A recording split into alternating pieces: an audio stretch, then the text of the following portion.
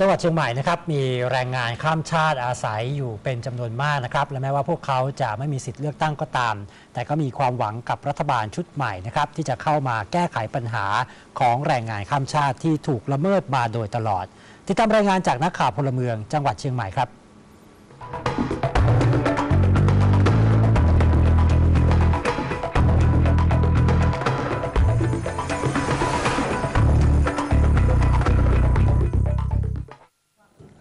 3 กรกฎาคมที่จะมาถึงเป็นวันที่คนไทยจะได้ไปใช้สิทธิ์ของตนเองในการเลือกตั้ง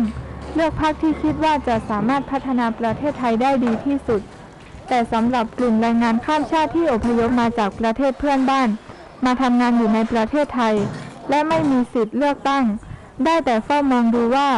รัฐบาลชุดใหม่จะเข้าใจหรือมีนโยบายเกี่ยวกับชีวิตของแรงงานข้ามชาติหรือไม่การเลือกตั้งครั้งนี้เป็นการเลือกตั้งที่จะเปลี่ยนแปลงประเทศไทยก็อยากมีความหวังว่ารัฐบาลชุดนี้ขึ้นมาแก้ไขปัญหาเกี่ยวกับแรงงานข้ามชาติ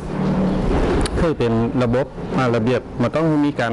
กินหัวคิวกันมันต้องมีการอย่างนี้คือออกมาดูแลทางรัฐบาลคือออกมาดูแลกับเกี่ยวกับแรงงานข้ามชาติคือจริงๆจังๆสิ่งสำคัญที่จำเป็นที่สุดสำหรับแรงงานข้ามชาติคือบัตรประจำตัวเพื่อให้สามารถทำงานได้อย่างไม่ต้องหวาดระแวงว่าจะต้องถูกส่งกลับแต่การทำบัตรที่ผ่านมาต้องเสียค่าใช้จ่ายสูงมากและแม้จะส่งรายชื่อเพื่อขอทำบัตรแล้วแต่ก็ใช้เวลานานและบางครั้งก็ไม่มีวี่แววว่าจะได้รับบัตรเลยก็เรื่องการทำบัตรก็จะดีก็ไม่ว่าแต่เรื่องการใช้จ่ายค่อนข้างนักก็มันก็สามารถดูแลเลยมีความปลอดภัยในการตัวแรงงานแล้วก็นายจ้างเขาก็จะดูแลทั่วถึงแต่เป็นบางกลุ่มก็ถ้าอยากจะจัดแบบว่ามีการขึ้นทะเบียนแรงงานมีอย่างนี้ก็อยากให้นายจ้างเลยตั้งกระทรวงแรงงานเขาเข้ามาดูแลให้จริงๆจังๆใครเลือกใหม่ให้เอาคนใหม่แล้วก็ให้จะได้พัฒนาบ้านเมืองแล้วก็อันนี้ที่ดีเกิดขึ้นอยากให้เปิ่นพัฒนาใหม่น่ะดี